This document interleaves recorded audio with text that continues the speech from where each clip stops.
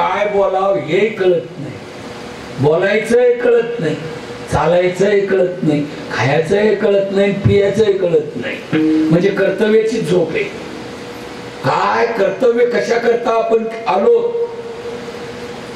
करा रे बापानो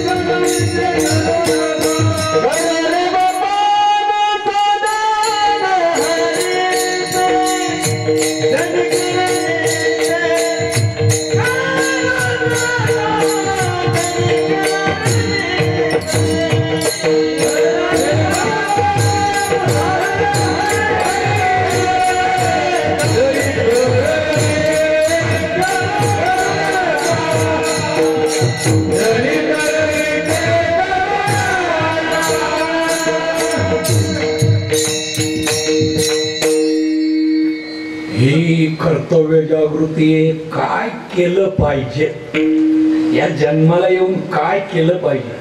अहो माणूस म्हणून काय करावं हे काहीला कळत नाही. तुमच्या मराठवाड्यातूनच एक पाहुणा आमच्या घरी आला होता एकदा. मुक्काम झाला, दादा मी सकाळी उठलो त्याच्या हातात डबा भरून दिला पाण्याचा. त्यावेळेस काय असं संडास बांधलेली नव्हती. बहिर दिशेला जाऊन या. ते हसलं, म्हणले हे काय. ते म्हणे महाराज मी 2-2, 4-4 दिवस जातच नाही. म्हणजे काय करावं लागतं हे काही लमिळ नाही. काय केलं पाहिजे, आपण सकाळी उठल्यापासून काय केलं पाहिजे हेही कळत नाही. स्नान केलं पाहिजे, शौचविधी केला पाहिजे, काहीच कळत नाही. यांना कर्तव्याची जागृती द्यावी लागते. हा मी तुम्हाला दुपारी ओवी सांगितली होती, अवाच्य ते जिभची टाळी. जे बोलू नाही ते बोलूच नाही, जे खायचं नाही ते खाऊच नाही, जे पाहायचं नाही ते पाहूच नाही, जे प्यायचं नाही ते पिऊच नाही. ही जी जागृती ती कर्तव्याची जागृती. संतांनी आपल्याला शिकवलंय काय खाल्लं पाहिजे. यात यामं गतरसम पोति पर्युष्टम चयत उच्चिष्टमपि चामेध्यम भोजनम तामस प्रियम. महाराज इतकं ग्रंथात लिहिलंय, आपल्या धर्मग्रंथात काय खावं, काय प्यावं, कसं राहावं, कसं बोलावं हे सगळं शिकवलंय. ही कर्तव्याची जागृती आहे. आणि कर्तव्यावर जागृत झाला त्याला स्वरूपाची जागृती देता येते. एकदा का त्याला कर्तव्य कळालं ना मी काय केलं पाहिजे. पंढरी शेजारी आल्यानो संसार, ही कर्तव्याची जागृती की बाबा संसाराला आले ना पंढरपूरला जा. दिनाचा सोयरा पांडुरंग, दिनाचा सोयरा आहे त्याची वारी करा. ही कर्तव्याची जाणीव आहे. आणि ही कर्तव्याची जाणीव झाल्यानंतर, ही जागृती आल्यानंतर त्याला स्वरूपाची जागृती देतात. स्वरूपाची जागृती जरा अवघड आहे, ती सगळ्यांना देता येत नाही. ज्याला कर्तव्य कळालं त्याला तुकोबाराज सांगतात, तुका करी जागा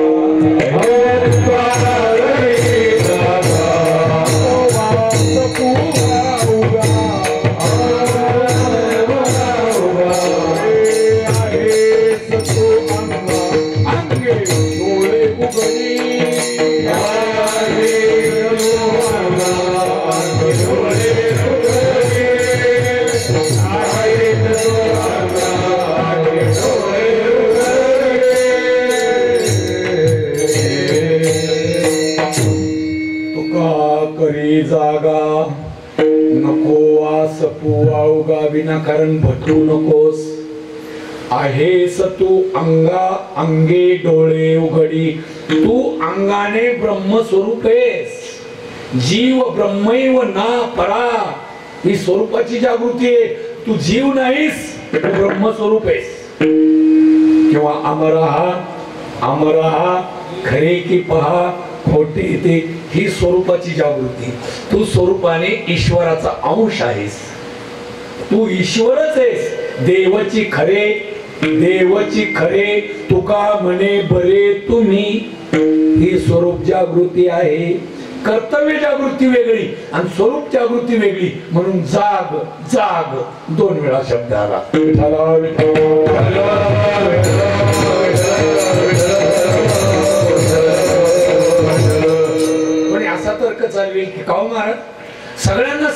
एकदाच सगळी जागृती स्वरूपाची द्यायला पाहिजे होती, नाहीतर कर्तव्याची द्यायला पाहिजे. तसं नाही. अधिकार तैसा दावी याला मार्ग चालता हे मग कळो येते. एका अधिकाराची माणसं नाहीत ना जगात, वेगळे वेगळे माणसे. किंवा याचं लग्न करता का यंदा? त्याच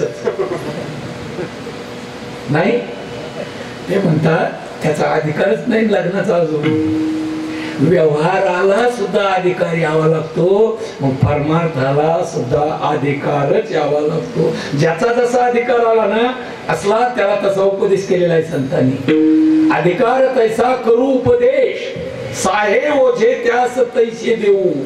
संत म्हणजे आईच आहेत महाराज, आईच आहेत जगाची. ज्याला जसं झेपेल जसं जमेल तसं सांगितलं, ज्याचा जसा अधिकार असेल तसं त्याला सांगितलं. म्हणून कर्तव्याची जागृती सामान्य लोकांना दिली आणि स्वरूपाची जागृती विशेष लोकांना दिली. ज्यांना कर्तव्य कळलं त्यांना आता स्वरूपाची जागृती दिली. एकच का दिली नाही? त्याचं कारण आहे, जयाचे आहिक धड नाही तयाचे परत्व पुससी काही. ज्याचं इथंच ठीक नाही त्याचं पुढच्या स्टेपवर काय सांगावं काय होईल? याच्यापेक्षा सोपं सांगू, ज्याची बायको मतदान देत नाही त्यानं सरपंच व्हायचा विचार करू नाही. कळलं का आता सगळ्यांना? बायकोच मतदान जर आपल्याकडे नसेल त्यानं सरपंच व्हायचे स्वप्न कशाला पाहू? ज्याला काय खावं हेच कळत नसल त्याला तू ब्रह्मस्वरूप हे सांगून फायदा काय हो? तू देव आहेस असं सांगून फायदा काय? त्याला ज्याला कर्तव्याची जागृती नाही त्याला स्वरूपाची जागृती का? एक गोष्ट सांगतो.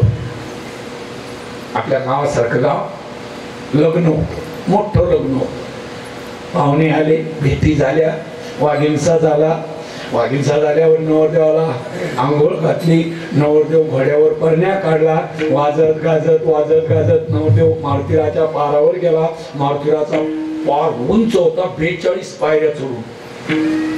आणि या गोष्टीत जरा बराच वेळ झाला. आणि मग तिथे त्या करवल्या, त्याच्या अंगाला हळद लावणं, त्याचे अलंकार सावरणं, त्याच्या मंडळ्या, त्याचं वाशी, त्याला पुन्हा नवे नवे वस्त्र देणं, बराच वेळ गेला. आणि इकडे भटजी बुवांनी माईक मध्ये आवाज दिला, नवरदेवाचे मामा, नवरदेव मुलाला घेऊन मंडपात या.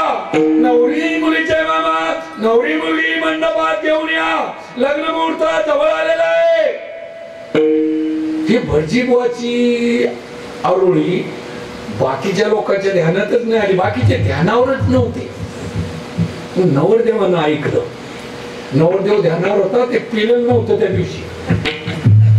त्यानं ऐकलं की लग्नाचा मुहूर्त जवळ आला आणि इकडे करवल्या हळद लावायला लागल्या. दष्टपुष्ट नवरदेव होता, खानदानी पैलवान होता. त्यानं त्या सगळ्या करवल्या बाजूला केल्या, सारख्या बाजूला उठला. इकडे भटजी बुवा बोलवायला लागली आणि काय चालला गोंधळ? उठून उभं राहिलं. त्यानं विचार केला, 42 पायऱ्या उतरून खाली जायला कमीत कमी 2 मिनिटं तर वेस्ट होती. त्यापेक्षा आपण खानदानी पैलवान आहे, जाग्यावर उडी मारू. ते जाग्यावर कुदलो आणि घोड्यावर बसलो. उडी जमली भाऊ. पण काय झालं, त्याचा जो फुल पॅन्ट होता ना फाटला नाही, उसवला. ते झाला मोकळा. बर, लग्नात कोणी ध्यानावर नाही, कोणी त्याच्याकडे लक्ष नाही. पण त्याच त्याला कळालं, राम कृष्ण हरी हे आबरू आहे आपली. आता त्यानं कस तरी घोडं दाबून धरलं, दोन्ही मांडे फुल पॅन्ट असा सावरला, दोन्ही मांडे घोडं दाबून धरलं आणि मग वरात निघली लग्न मंडपाकडे. वाजत गाजत बँड वाजू लागला. हिजळे नाही आपले पोर नाचू लागली. नाचत नाचत मंडपात आली. मंडपात आल्यावर भटजी बुवानं पुन्हा गडबड केली, नवरदेवाचे मामा, नवरदेव मुलाला घोड्यावरून खाली घ्या. हे म्हणे आता मेलो गड्या, आता बेआबरू झाली. ते पक्कच बसतो घोडं दाबून धरून. पण बाकीचे तुमच्यासारखे काही शानी शानी माणसं होते, ते म्हणजे नवरदेव रुसला. हे एक जमतंय लग्न. नवरदेव रुसला म्हणल्यावर नवरदेवाचे 2 मेवणे धावत आले. दाजी, आकासाठी हाराचं काळे केलंय, रक्ताचं पाणी केलंय, रात्रीचा दिवस केला, आम्ही कमी पडलो नाही आणि अजूनही कमी पडत नाही. दोघांनी 1.5 तोळ्याच्या 2 अंगठ्या काढल्या. दाजी 2 अंगठ्या घ्या खाली या. ते विचार करू लागलं, 2 अंगठ्या म्हणजे जवळजवळ 3 लाख रुपयाची अमागत आहे. पण खाली घ्या तर बेअब्रू. नवरदेव वाड्याहून खाली उतरणार. नवरदेवाचा सासरा आला, पोरो 2 अंगठ्या द्या, आणखी नाही घ्या, बाईच्या साठी आपल्याला काही कमी नाही. नवी हिरो होंडा आणलेली आहे, नवरदेवाच्या पुढे उभी करा. होंडा घ्या पण खाली उतरा. खरंच काय याला वाटलं, 2 अंगठ्या 1.5 लाखाच्या, होंडा 1.5 लाखाची, 3 आणि 1.5 4.5 लाखाची अमानत, पण खाली कसं यावं त्याच्या काही ध्यानातच येईना. त्याला काय करायची होती होंडा, तो होंडा होईल होता ध्यानात येईल. साहेबासारखे जरा बुद्धिवान माणसं होते, ते म्हणजे राजा हो आपले लग्न झाले, आपणही नवरदेव झालो, असं नसतं वर उष्ण अर्धा तास 1 तास काहीतरी फॉल्ट असला पाहिजे. मग हे निघले फॉल्ट काढायला, हे कुठंतरी फॉल्ट आहे. घोड्याच्या भोवती अशी चक्कर मारली, लक्षात आहे. आता पोलिसाची जात चौकशी करणार असते, बरोबर हेरलं आणि कपाळावर हाणून घेतलं. लक्षात आलं ते म्हणले अरे गद्याचा बाजार, याला काय करायची रे होंडा, काय करायची अंगठ्या, एक पायजमा नाही खाली उतरते. ज्याला पायजम्याची गरज आहे त्याला अंगठ्या देऊन फायदा नाही. जसं त्याला कर्तव्यच कळत नाही त्याला तू देव आहेस हे सांगणं चुकीचंच आहे ना. त्याला कर्तव्याची जागृती नाही, त्याला स्वरूपाची जागृती देऊन काय फायदा. म्हणून जागृती 2 प्रकारची, जाग जाग बोलती. ठीक आहे, जर संतांनी जाग केलं, त्याला जाग आली त्या साधकाला, तर त्याच्या पदरात काय पडल, जे पदरात फळ पडतं ते अभंगाच्या 2ऱ्या चरणात.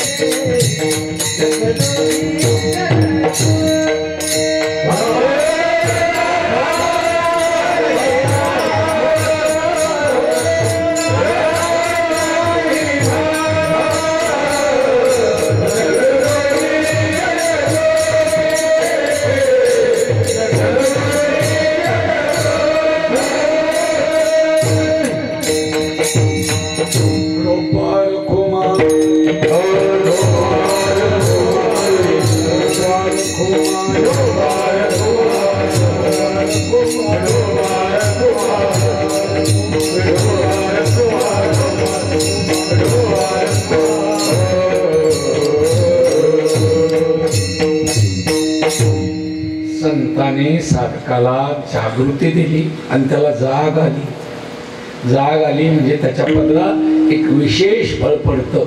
जागता म्हणजे जागा झाल्यावर जगदेव, हे जग त्याच्या दृष्टीत जग राहत नाही. जनी वनी अवघा देव, वासनेचा पुसावा ठाव. संतांच्या शब्दातून त्याची वासनाच नष्ट केल्या जाते आणि म्हणून त्याला हे जग जग दिसत नाही, जगात देव दिसतो. जग जे जे भेटे भूत ते मानिजे भगवन. मग मामानं सांगितली होती, भूत म्हणजे सगळे प्राणी मात्र, हे जीव सगळे त्याला देव दिसतात. सगळेच, जो दिसेल तो देव, कारण प्रत्येकाच्या हृदयात देव आहे ना. समम सर्वेषु भूतेषु तिष्ठन्तम परमेश्वरम सर्वागटी राम देहादेही एक. अहो इतकंच नाही, विठ्ठल जळी स्थळी भरला, रीता ठाव नाही भरला, अजिम्या दृष्टीने पाहिलं विठ्ठलची विठ्ठल, जागता जगदेव, जागा झाल्यानंतर जगदेव दिसत असत, पण त्याच्यासाठी राखा काही भाव, त्याच्यासाठी अंतःकरणात भाव लागतो. भाव बळे आकळे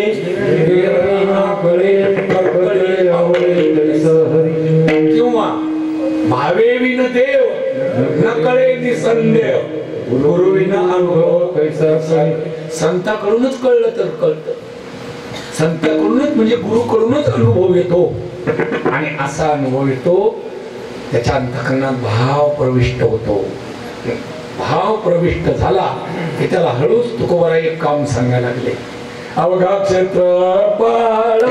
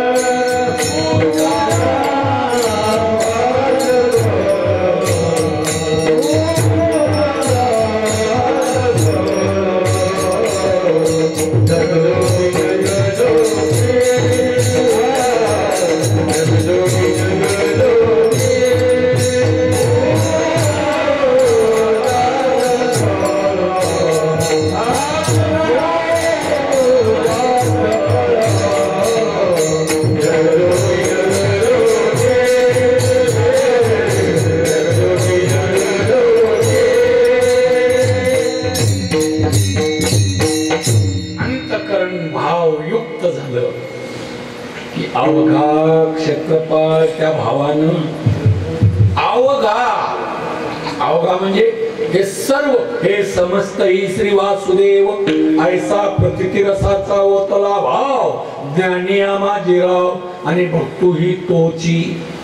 हे सगळं जग नसून जनार्दन एक परमात्मा आहे असा भाव निर्माण झाला की सगळ्यांची पूजा हीच त्याची पूजा आहे.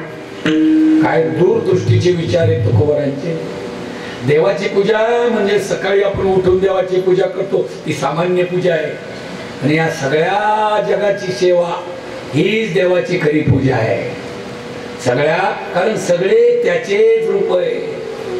जैसे बीजाची झाले तर रूप अथवा भांगारचे अलंकार रूप, तैसा मज एकाचा विस्तारू ते हे जग. अर्जुना हे जग नाही, हा माझाच विस्तार आहे.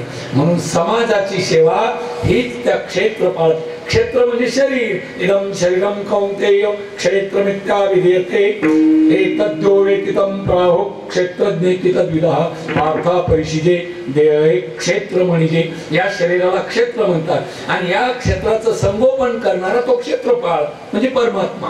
तो सर्वत्र भरलेला असल्यामुळे अवघा क्षेत्रपाळ पूजा सकळ. सगळ्यांची पूजा, सगळ्यांची सेवा, समाजाची सेवा हीच खरी ईश्वर सेवा आहे. म्हणून अवघा क्षेत्रपाळ पूजावा सकळ.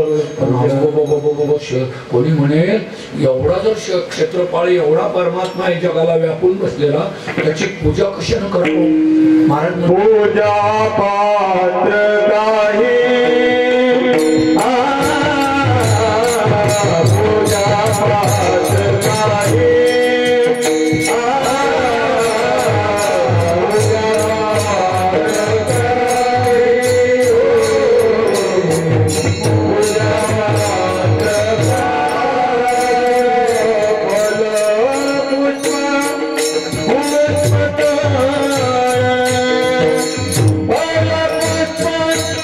Oh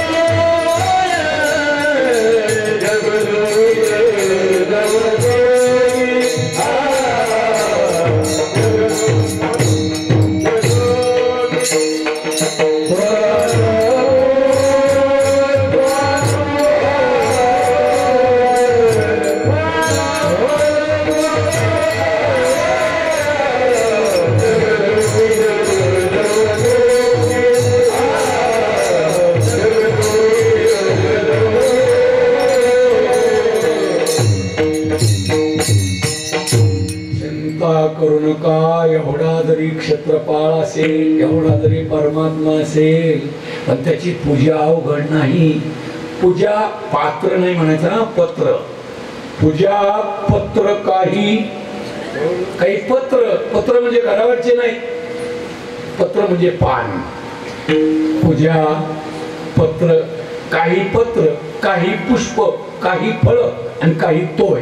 तोय म्हणजे पाणी, फळ म्हणजे फळ, आणि पुष्प म्हणजे फूल, आणि पत्र म्हणजे पान. वेळ झाल्यामुळं सगळ्या कथा सांगत बसत नाही, फक्त अंगुली निर्देश तिकडे बोट करतो, तुमच्या ध्यानात आणून देतो. पत्रानं म्हणजे नुसत्या पानानं. रुक्मिणीनं जी पूजा केली ती पत्र. सत्यभामेला एकदा नारद भेटले. सत्यभामेने विचारलं, नारदा, आपली आवडती वस्तू आपल्या दुसऱ्या जन्मात जर मिळवायची असेल तर काय करावं? नारद म्हणले, दान करावं, दुसरं काय करावं? या जन्मात आपण जी वस्तू दान केली ती पुढच्या जन्मात आपल्याला मिळते. सत्यभामेला परमात्मा कृष्ण पुढच्या जन्मात हवे होते.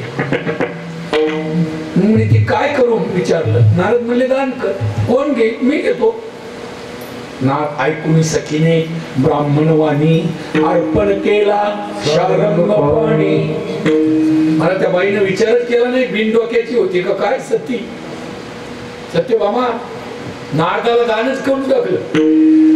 आणि देव ताब्यात आल्यावर ते नारद होते. नारदानं देवाच्या डोक्यावर आपल्या चपला दिल्या, चल घे ताब्यात माझ्या आलास. मुद्दाम देवाची देण काढली. देवाच्या गळ्यात उभी ना नारदाच्या सेवकाच्या शिवी, हा त्या पादुका आपल्या डोक्यावर घेतल्या आणि देव निघला नारदाच्या बरोबर. आणि मग एकच हाहाकार झाला सगळा द्वारकेत. देव गेला, देव गेला, देव गेला.